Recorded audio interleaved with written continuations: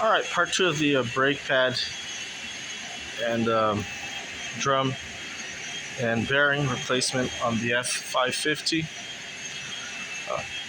There's a few points I'd like to point out. Um,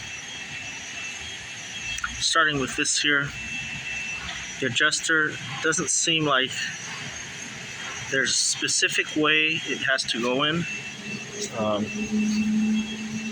but you probably want to leave it aligned with the adjustment hole. Still on that, the way that the adjuster works is as the pads are pushed apart, this spring is expanded and it lowers at the same time, and it pushes the tabs on the adjuster. So the spring has to go right on top of one of the tabs on the adjuster, which is pretty interesting. So it's got no mechanism. The spring itself pushes the adjuster. Secondly, these the clips for the holders, you are able to. I was able to compress them using a pair of vice grips, and you kind of put the vice grips at the end of them, like right around there, and you fit them right in there. And then I used needle nose pliers to turn it into position from the front, all from the front. So that made this go very fast. To put the brake pads on, I just assembled the whole thing outside with the exception of the outer spring. So there's a spring in the back, that spring in the back there. Obviously you need to get that in before you put the pads. So that's why you assemble the whole thing. I made sure this was all the way closed, or the shortest distance possible, so that the spring is not compressed.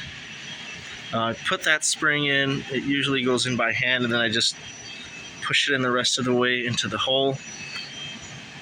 And the trick is, you gotta pull out the parking brake slot, stick it out, and put the side of the pad that goes into it first. So basically on this side, I put this half first. And the reason I say this side is because the other side, this is flipped over for some reason. I don't know exactly why they do that, but it's the opposite. It's flipped over. So yeah, that's probably the most important advice important point I noticed. You got to put this pad in first. Make sure it's into the slot. And then the next one just kind of rides on it. There's no slot on this other side. And then after that, I put the clips. And then last thing I did was put this long spring in. And I finished putting it into the hole using a pair of pliers. And then since the pliers won't go all the way in, I just used a punch and a hammer or a mallet just to push it all the way in. And lastly on this, you got to make sure that this ear on the brake pad is actually, or the brake shoe is actually into this slot here.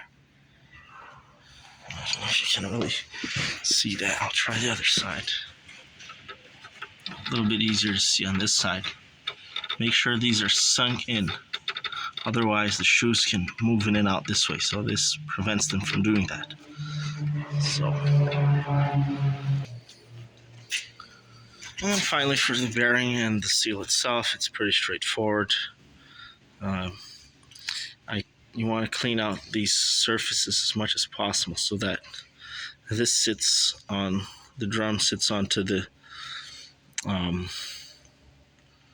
rotor, or it's not really the rotor, this bottom part, and make sure it sits in flat. And we don't have the seal right now, but the seal will go in out here through the pot through the top. No interference from this here. So I already got the bearing in. Don't forget to grease it. Make sure the sides where the seal go are nice and dry so that there's no leakage. I will point out that parts guy got this part, and this is the wrong part. This is the wrong seal, I repeat.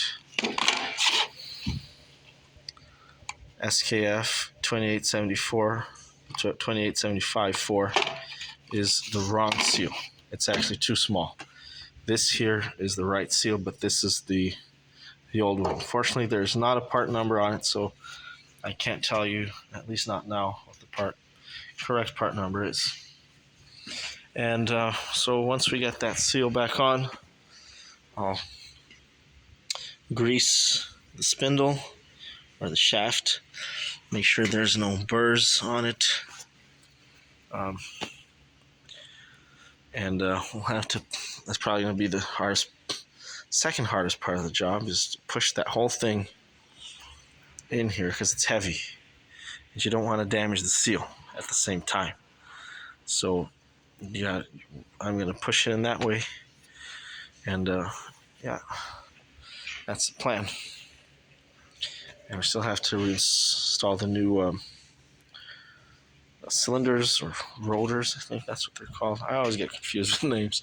I've been working at this for years and I still forget the names. Some of the names are stupid anyways. So, all right.